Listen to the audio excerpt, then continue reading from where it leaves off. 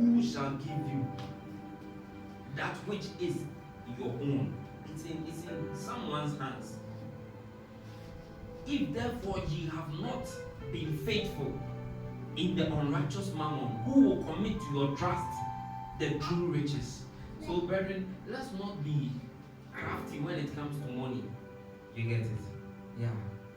Be truthful about it. It's not just only about church that we are unfaithful when it comes to money. Sometimes we are giving money to share within ourselves. And you see, it is always when money comes in that we realize our selfishness. You get it? Yeah. A lot of people have failed this test of money. Sometimes you alone are giving the money. The other party doesn't know and will never know that money was given. Not the amount. Yeah. And it has happened with food. You get it? If you are a fast brother, you break half and put it somewhere, and then you go and show it to your brother that Charlie, we don't get married with you every day.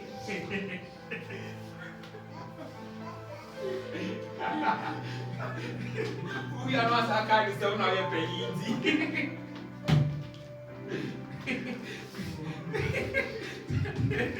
Those who have siblings can relate. Oh, forgive. Yeah. And then you share it with the person. Or if you see the person, that's when I went into, so you say, I'm going to get you away. No, we are what's up of fact and no account. It's all part of our craftiness. But actually, it is showing the root of it is unfaithfulness. And you get me? Being what? Unjust. You are unjust. So you need to check yourself in that area. Say that area. Now see, the reason why we must be faithful is that there are true riches that we have not yet seen. But this is the least, which is what? Unrighteous mammon. So sometimes we don't understand why people are prospering, because they have true riches. And true riches is not money. It has been stated here clearly. Unrighteous mammon. If you are not faithful with that, then how can you receive true riches? And the other test is handling what belongs to another man. Say, handling what belongs to another man. Yeah. Today, we have people who call themselves pastors. That another man has given them a church to take care of. And within 3 months or 6 months, as the church is doing well, they change the name of the church into their own new name and tell the person who gave them the church that this church is no more yours, it's for me. See, my thing is, we don't know what we are deriding ourselves of. You get it? So as you have taken what belongs to another man, you think that that is your own. But actually, the scripture is saying that who will give unto you your own? You know the song coming to mind. I just sing it. You will say I'm not born again.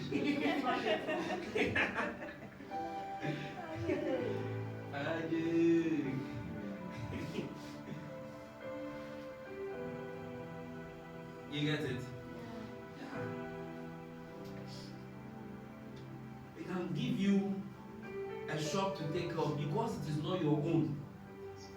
You just treat it anyhow. You don't look for the interest and the growth of the thing. You get it? Even if you don't take time, you might be cornering some things and some things. But we have to cease from all of that. It's a sign of we being unjust. And the fact that we don't qualify for higher things. Higher what? Things. See, one of the true riches is peace. Peace, as we inside you. And another great one. You see, all the true riches are linked though. And another one is joy. Count it all joy when you enter into diverse temptations and trials. What is so great like being in a mighty trouble that another man under it would have gone into cardiac arrest, but you are in it and you are celebrating? You get it? There are things money cannot buy you. I'm telling you. Money can buy. If money can buy some things, like NDC will be in power. You know we cancel.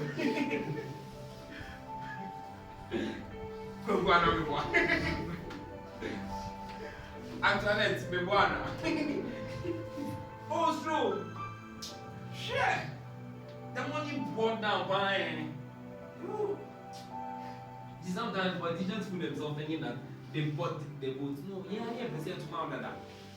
But yeah, just kind of says, yeah, who give you any paper? So I said, yeah. As for the vote, the people who want to vote for, we have already decided. It's not about the money you are bringing. Me, I know people who took money and didn't vote for the people.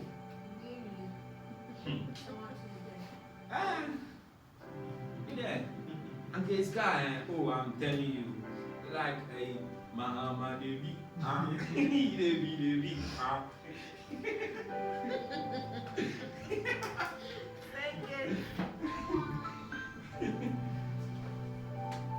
Oh, Jesus.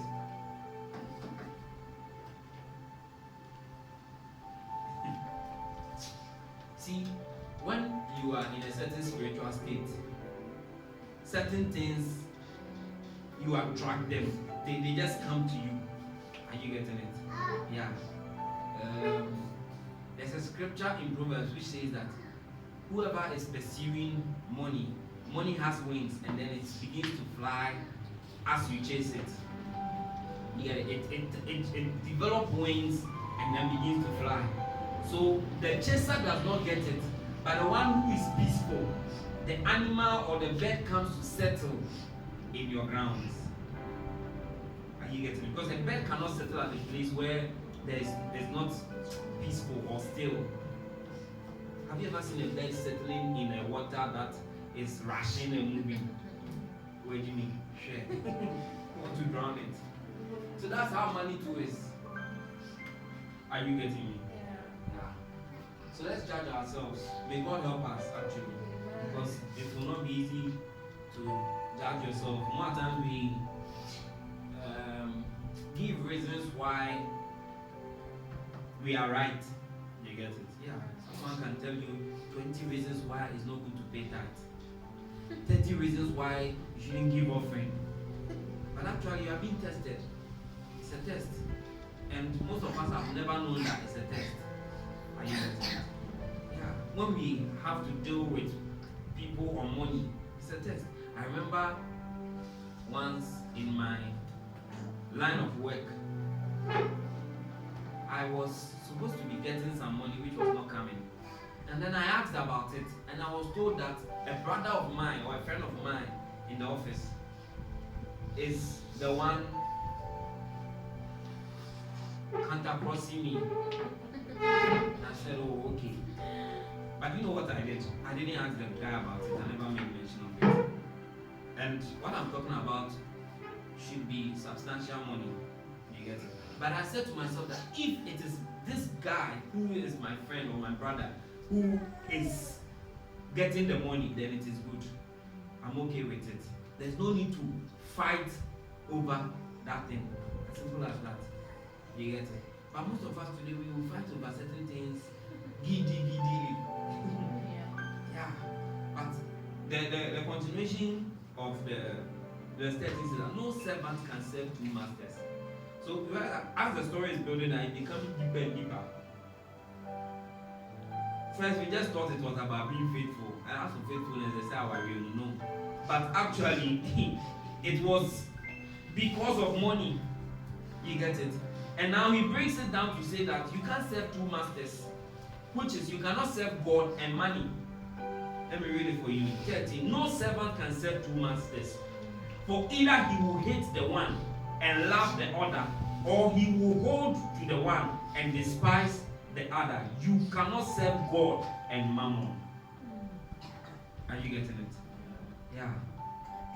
Now, you see, the truth is that when money comes into your hands, it speaks to you.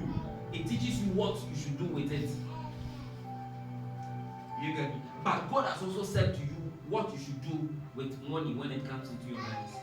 And so if you're not careful, you will think that, okay, today I'll pay, next time I'll pay, I will just flow with this one because this one looks good. But the truth is that you cannot serve two masters. So it's either you obey God or money. But most of us don't know that we are serving money. And I think one area where we have to judge ourselves truly is to be faithful enough to know whether we are serving God or money. But it's a struggle, I'm telling you.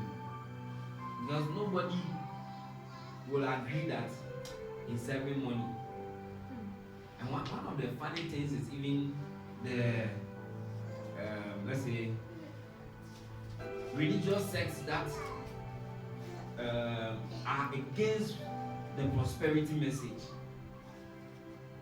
We don't like prosperity. What is this prosperity you are preaching? Preach the gospel. You know, you have to preach the gospel. When Jesus came, he didn't talk about money. But you find them going to work at 6 a.m. And church is 9. He will come at 10. And I don't like the prosperity message. It's true. These people are preaching it. They are not practicing it. You get it? But you are not preaching it. You are practicing it. 6, you are at work. So we do it my very devotion. You get it? And someone is preaching it, you don't like it, but you are practicing it. I don't know if you get me. And this person will close very late. So practically all your life is spent at work. You get it? Yeah. Such a person, even if it's a market woman, not say, I'm sorry, they know your course will be a customer. Biaba. Oh, I'm a fan bag as well this year. No, see, when you say you don't like the thing, then show us with your devotion to the fact that you don't like it. So you don't, it's like you are more devoted to work which brings money.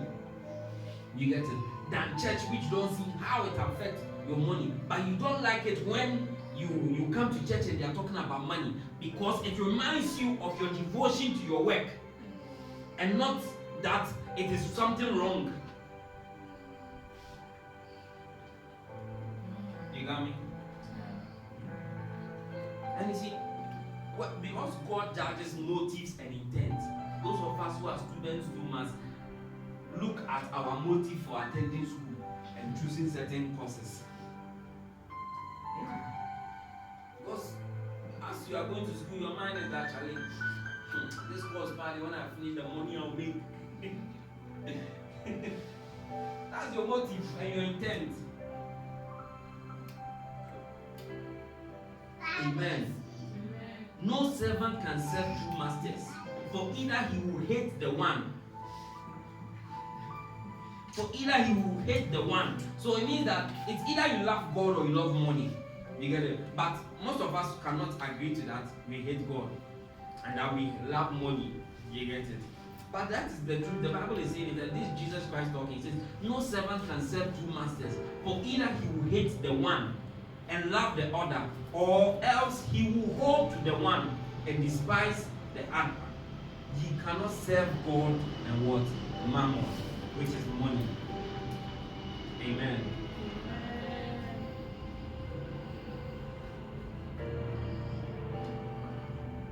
Amen. Amen. Yeah. So we have to get a foundation right, which is our being faithful. Because if you are faithful to God, in the least things He's giving you, you will not become greedy in pursuing other things which have not been given you. You get it? More times, because we compare ourselves with one another and we tend to see what is in the hands of another man, we become unsettled and not appreciative of what God has given to us. You get it? And so it affects our relationship with Him, and then we want to get something more, which will be given by the devil. You get it? Mammon, I don't know whether it is the devil himself or a cousin of his. Yeah, But I realized that in areas where money is there, the devil does not need to show himself. The money will do its work for him. Yeah. You see, a little money that has shown up in Europe, see the nonsense they can speak. Someone who you can tell that this person.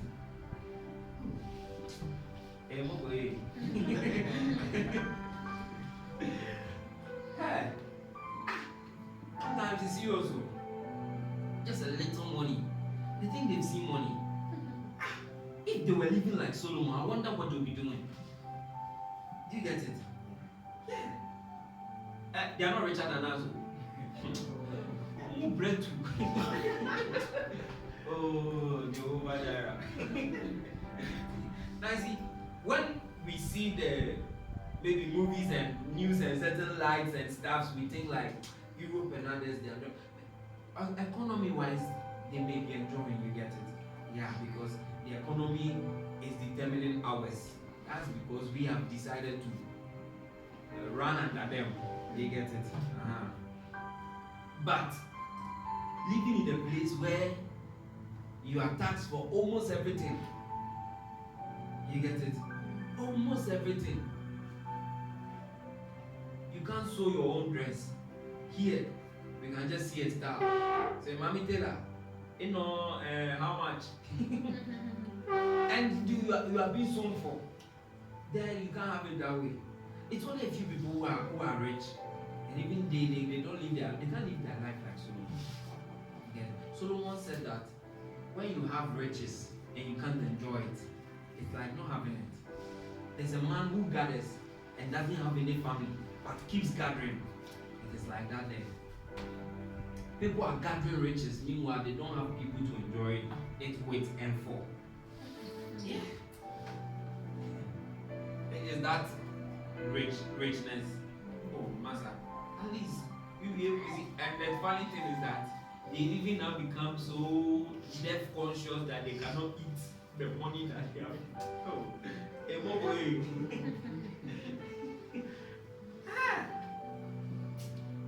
are suffering, I tell you. May God deliver us from such wisdom. Yeah. Someone just because of some little, and maybe some of the people they don't have money, you say I don't believe in God. Hey, it's only in the third world country because we are poor, that's why we believe in God. We thank God for that mindset.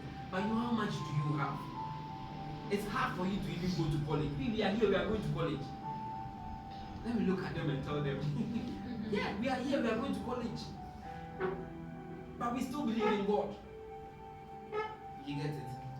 Yeah. God have mercy. But some of you shouldn't go there. You see, the reason why they don't believe is not because of their money, also, but that is it. Mammon at a certain place releases certain spirits, and that is why it is being compared. If you are not faithful with what God has said to you, it means already you have subjected yourself to the control of money, and it will take you to a place where you will do the human things. You cease even to be a human. When you look at yourself, you don't know whether you are a human being or an animal. That's what money can do to you. Yeah. Now, do you realize that when lesbianism started, it was a very great, valuable business. Yeah. You are just taking your anus to go and collect money. Why? Because it started with people who had money. Mzika Trump said, you don't need a woman, you need a mind. Yeah. And so, just one sex with a lesbian, or is it gay and lesbian, yeah, both, brings a lot of money. So the money introduced them to that. Are you getting it? Yeah. So sometimes you thank God that you have not become rich at a certain age. Sometimes. Yeah. But the thing is, you need true riches.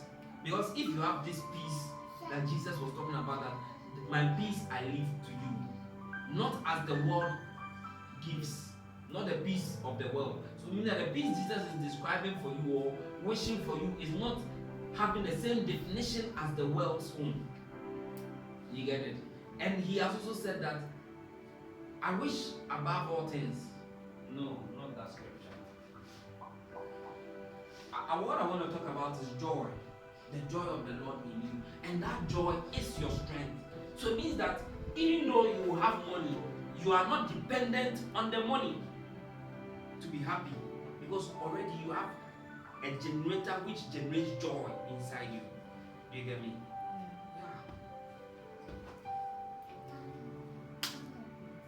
So when you have these things in play, it means you don't need, you are not controlled by money.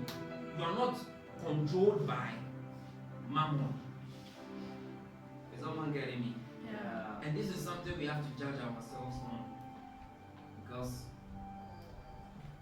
it is part of the test for your judgment. Yeah. Now you look at the battles between men of God today. It's not because of money, generally. Yeah. Because it is thought that if you have a lot of people, it means you have a lot of money. Yeah. And so today, men of God must show wealth to see themselves at a certain standard. But the scripture says that 15 says, ye are they which justify yourselves before men. You are they who justify yourself before men. So if we don't become faithful to God, we'll end up using men as our realm of judgment for ourselves.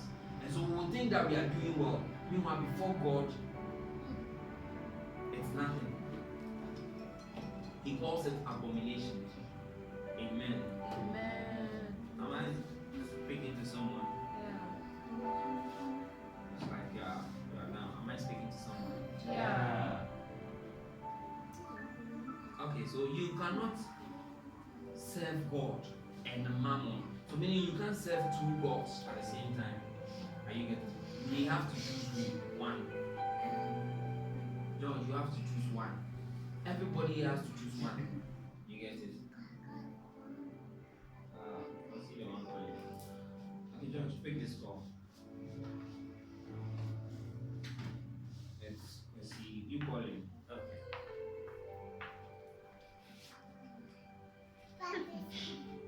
The keyboard is there. Yeah.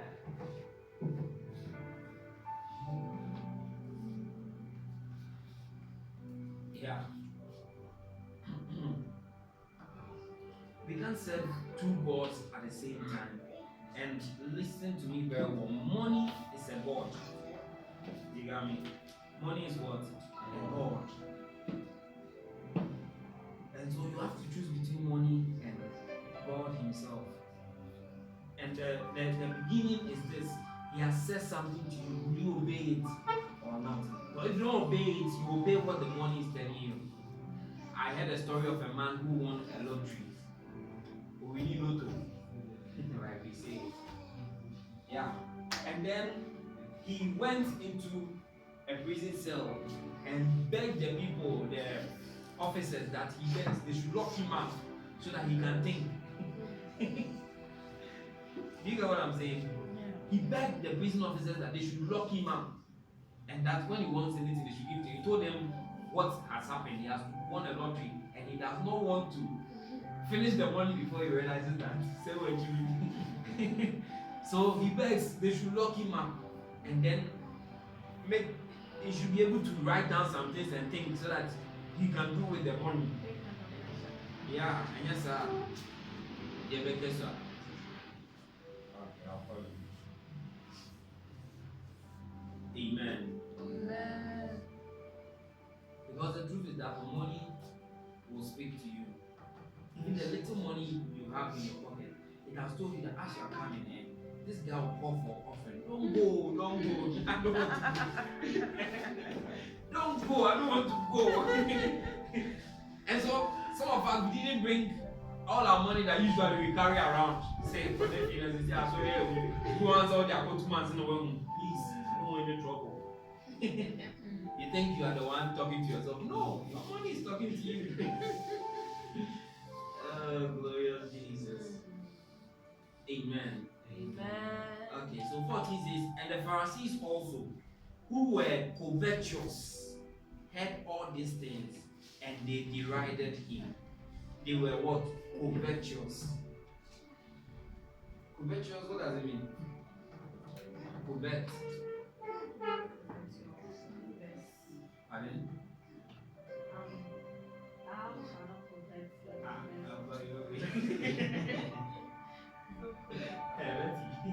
Be the spirit.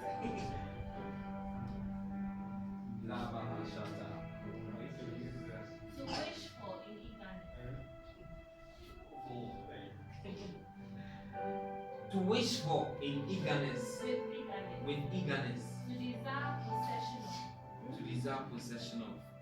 Often enviously. Yeah. I was trying to lend you the meaning for my own understanding. I That's why I get said I cannot convert it. Now we needed it for our understanding. To long for unlawfully. Unlawfully. So covetous is more of a bad word to be used upon you when we say you are covetous. Yeah, so the Pharisees, which means that the powers that be of the church in those days, they were what? Covetous, heard all these things and they derided him. Meaning they also deride to harshly mocked. They mocked him. Yeah. So it all ends to the fact that if you don't pass all of these tests, you are covetous. Is someone getting me? Yeah. And the scripture says, thou shalt not covet thy brother's wife, or thy neighbor's wife, or thy neighbor's whatever, thy neighbor's this. So with all of this coming, the end result is that you become someone who wants to have what is in the hands of someone, whether legally or illegally. And more especially, it's illegal. It's like you can't have it, but you have it. So someone will kill the neighbor because of a land that he will surely die and leave. Yeah. You get it? Someone can go and say something about another person just because he wants to be in that position. Covetousness. The only thing in Christianity that we are allowed to covet is gifts. And even gifts, you can't take it from someone. You get it? I don't know whether that word covet there should have been there. But the Bible says that, and he said unto them, which is Jesus, responded unto them, ye are they which justify yourselves before men, but God knows your heart. For that which is highly esteemed among men is abomination in the sight of who? God. You get it? So if we look at handling little things, we have men's wisdom and that of God's wisdom. Man's wisdom is an abomination to God. You get it? Yeah. So if it comes to money, the kind of wisdom that men have given us, when you live by it, you become abominable to God. Is someone getting you? Yeah. So we should be careful by which wisdom we are running our lives. If not, we become an abomination. Because we are they who want to justify ourselves. So it means that a covetous person always has reasons for what he's doing or she's doing, which is wrong but will not accept it.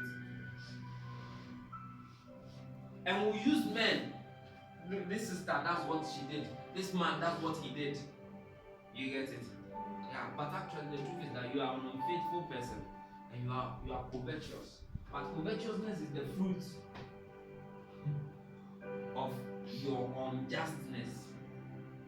Tell me, but judge yourself well. Judge yourself well. Yeah. Today's message is calm because you have to think. Yeah. So I don't know what I'm saying. After I'll go and listen to the message and then I'll judge myself. Amen. Amen. But it's a message. Say it's a message. It's a message. Yeah. He that is faithful in that which is least And I didn't realize when I was reading it that it builds up as we go on. But you realize it that 10, verse 10, let's read it together. Luke 16, the verse 10 to 15. With all that we have heard, and then let's end. He that is faithful in that which is least is faithful also in much. And he that is unjust in the least is unjust also in much. If therefore ye have not been faithful in the unrighteous mammon, who will commit to you, to your trust, the true riches? With a question mark there. And if you have not been faithful in that which is another man's, who shall give you that which is your own? No servant can serve two masters, for either he will hate the one and love the other, or else he will hold to the one and despise the other. Ye cannot serve God and mammon. And the Pharisees also, who were covetous, heard all these things, and they derided him. And he said unto them, Ye are they which justify yourselves before men, but God knoweth your hearts. For that which is highly esteemed among men is abomination in the sight of God. Amen. So I'm ending with this word that which is in your heart is what will manifest in the decisions you make concerning things.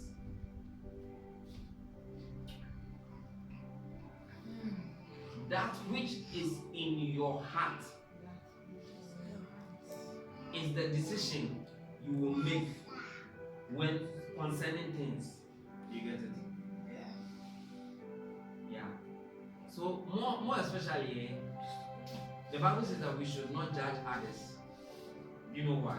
Because it reveals the wickedness in your own heart and how fallen you are.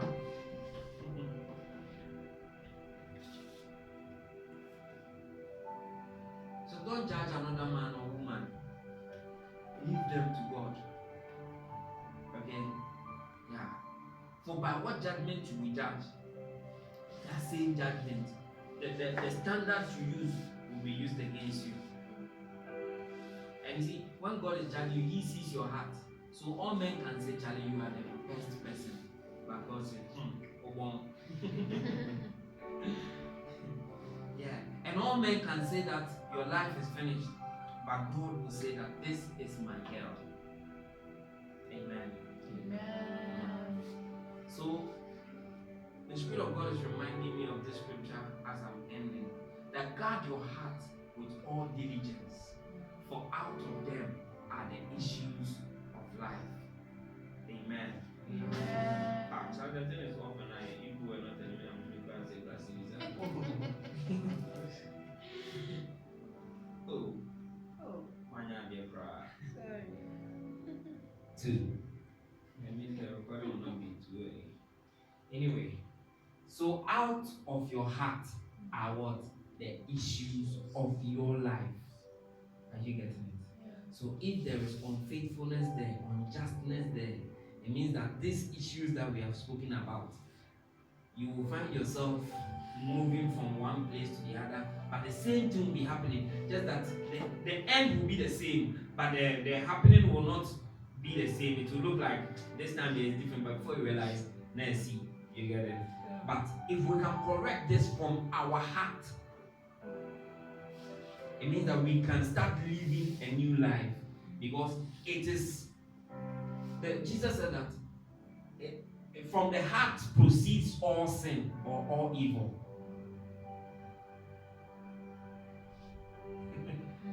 Jesus. You want us to read that? He said?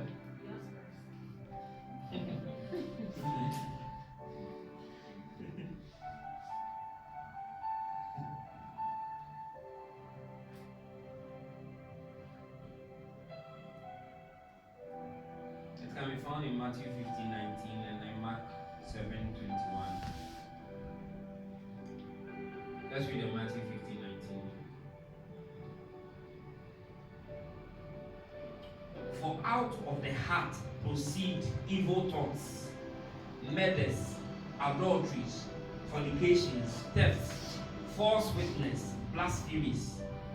20 says, these are the things which defile a man, but to eat with unwashen hands defileth not a man. Amen.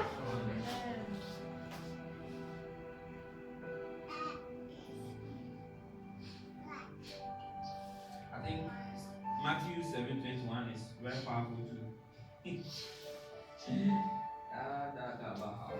21.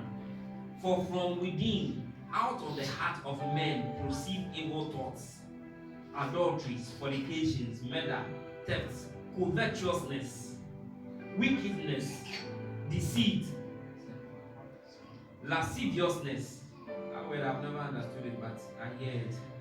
An evil eye, blasphemy, pride, foolishness. All these evil things come from within and defile the man. Are you getting it? So it means that if your heart can be touched,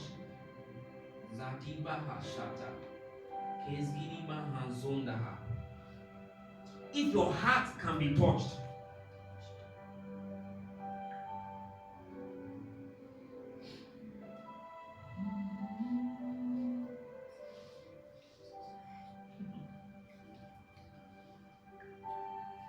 blessed are the pure in heart, for they shall see God. It's not the pure in body. Some people think bathing is religious or Christianity.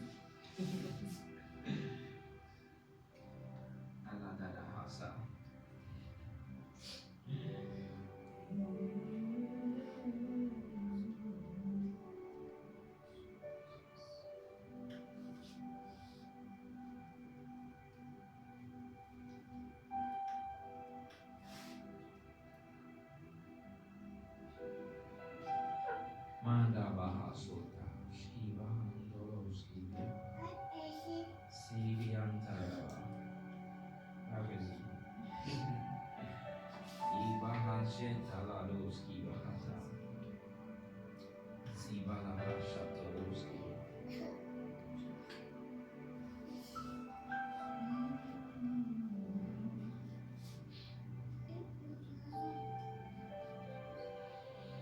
Okay. I was searching for a certain scripture, but it goes like this. A good fruit brings forth. Hey, that's a good fruit. A good tree brings forth good fruits. And a bad tree brings forth what? Bad tree.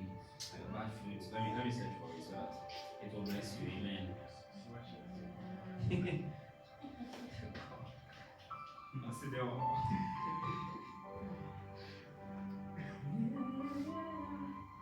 A good tree cannot bring forth evil fruit, neither can a corrupt tree bring forth good fruit.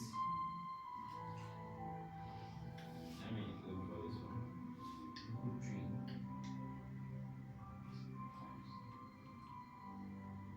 Alabahasha. Okay, Matthew 7:16. Let's start from there. Matthew 7:16. Let's read that last scripture and then we'll close. But we have closed. I've closed already. This is unto soul. Amen. Amen. I don't know why I'm calm like that.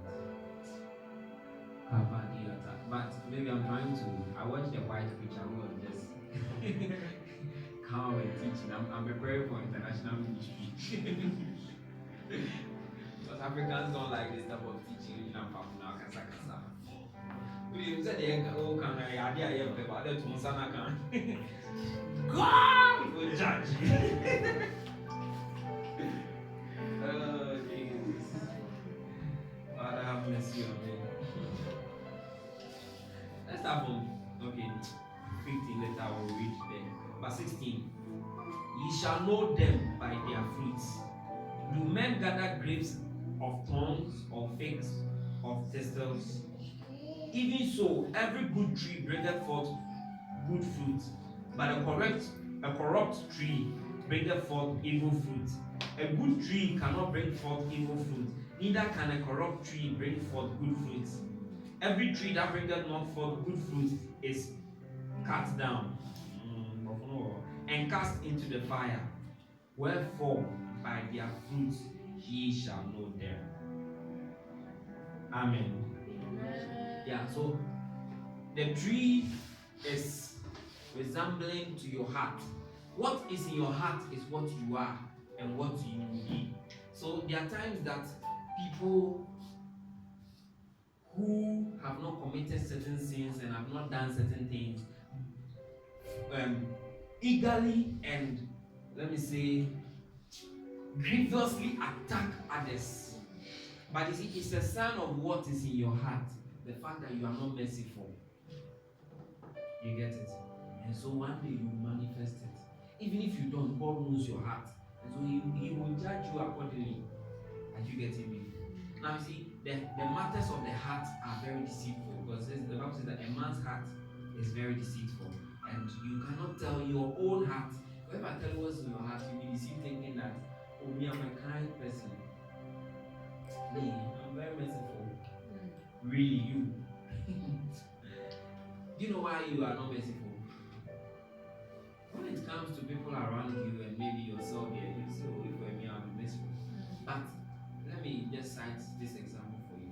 You remember the soldier who was killed at what's the name of that place?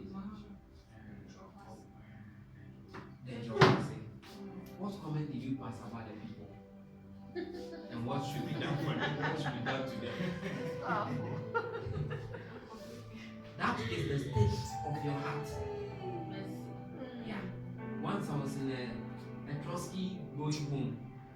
That period, no. I've not even watched the video up to now. Hey, the things people were saying, I just sitting in the cows praying for mercy. Say, Lord, have mercy on me and have mercy on these people. Because we don't know what we are talking about. Just say, freely we are exhibiting what's in our heart. Hey, everybody we do. Yeah. But you see, when Jesus was about to be killed, the people who were killing him, he looked up and told God, Lord, forgive them, for they don't know what they are doing. You get it? Because that is what is in his heart. His heart, it doesn't have any wickedness there. And so he could. Now look at this. So he's not telling God that I have forgiven them, but as to whether you punish them and you wash them. But he's telling them that, Lord, forgive them. I am the one they are doing it against. But I ask that you forgive them because I know they don't know what they are doing. You get it? This is a man being killed who had a heart.